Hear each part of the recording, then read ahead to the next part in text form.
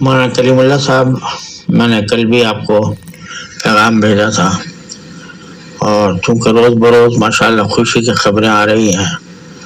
تو دل بہت مسرور ہے، اور یہ بھی محسوس ہو رہا ہے کہ الحمدللہ طالبان بڑی صرف شجاعت ہی سے نہیں بلکہ ساتھ ساتھ بڑی حکمت سے اور دور اندیشی سے کام کر رہے ہیں۔ اس سے بہت خوشی ہوتی ہے۔ اب جتنی مشقت اور جتنی محنت انہوں نے اس جہاد میں اٹھائی ہے، جو قربانیاں دی ہیں، اب آگے افغانستان کی تعمیر کا مسئلہ اور اس کو اسلامی شریعت میں ڈھالنے کا مسئلہ، یہ بھی ایک بہت بڑا چیلنج ہے جو طالبان کو اس کا جواب دینا ہے،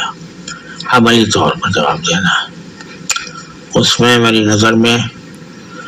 خاص طور پر 3 شعبے ایسے ہیں جن کی طرف توجہ دینے کی ضرورت ہے۔ جب حکومت مستقر ہو جائے، اور میں اب بھی یہ مناسب سمجھتا ہوں کہ جو 2-3 دوسرے گروہ ہیں وہ بھی کسی نہ کسی طرح طالبان کے ساتھ شامل ہو جائیں، چاہے اس کے لیے ان کو تھوڑا بہت کوئی عہدہ وغیرہ بھی دینا پڑے، اور پھر اس کے بعد پہلا قدم جو ہے وہ دستور اور قانون کی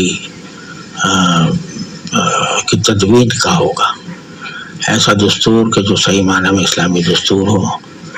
ایسا دستور کہ جو تمام شرعی شرائط کو پورا کرتا ہو، اور اس کے ساتھ ساتھ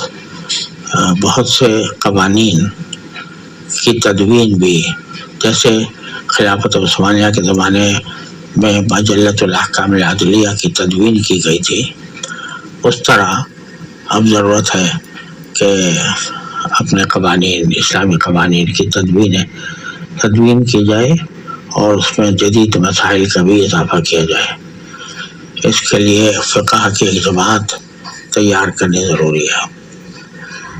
دوسری چیز جس کی اہمیت ہے وہ تعلیم کا نظام ہے۔ تعلیم کے نظام میں جہاں مدارس اپنی جگہ قائم رہنے چاہیے، وہاں جو جدید تعلیم گاہیں ہیں ان کے نصاب و نظام میں کس طرح تبدیلی لائی جائے کہ وہاں سے سچے پکے مسلمان پیدا ہوں، اس کی ایک منصوبہ بندی کی ضرورت ہے۔ اور تیسرے، اقتصاد کا پہیہ کس طرح چلے، اور الحمدللہ اللہ تعالیٰ کا فضل و کرم ہے کہ افغانستان طالبان کے زیر نگی آنے کے بعد بظاہر میرے معلومات کی حد تک کسی کا مقروض نہیں ہے، اور یہ بہت بڑی الحمدللہ بہت بڑی کامیابی ہے کہ ابھی تک کوئی قرض اس کے ذمہ نہیں ہے، اور ماشاءاللہ خود مفتوح قوموں نے انفراسٹرکچر اور بنیاد تحتیہ کے بہت سارے کام وہ کر دے ہیں جو آپ کو انعام میں ملے ہیں اللہ تعالیٰ کی طرف سے۔ لیکن ظاہر ہے کہ معیشت کا پہیہ چلانے کے لیے ضروری ہوتا ہے کہ دوسرے ملکوں کے ساتھ بھی تجارتی تعلقات قائم ہوں، اور پھر اس میں مالیاتی نظام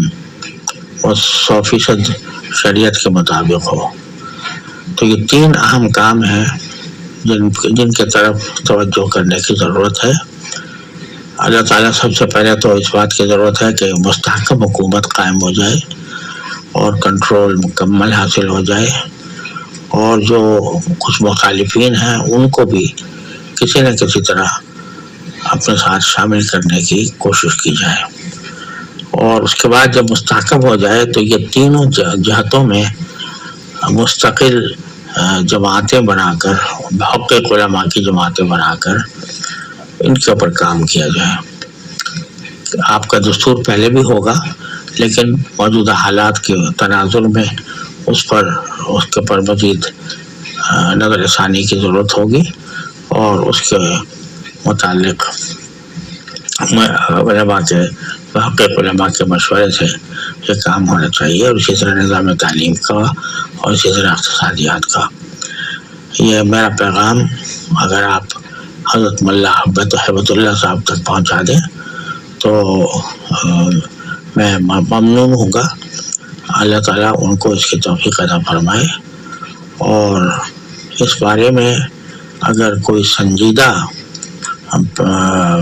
طلب یا کوئی سنجیدہ ضرورت ہو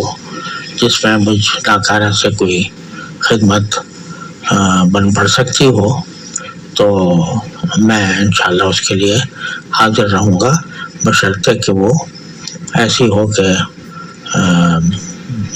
جو جس کی ضرورت واقعتاً آپ حضرات محسوس کرتے ہوں۔ اللہ تعالیٰ قدم قدم پر آپ کی دستگیری فرمائے۔ میرا یہ پیغام اگر امیر ہیبت اللہ صاحب اور مولانا یعقوب صاحب کو پہنچ سکے تو میں آپ کا ممنون ہوں گا۔ والسلام علیکم ورحمۃ اللہ تعالیٰ وبرکاتہ۔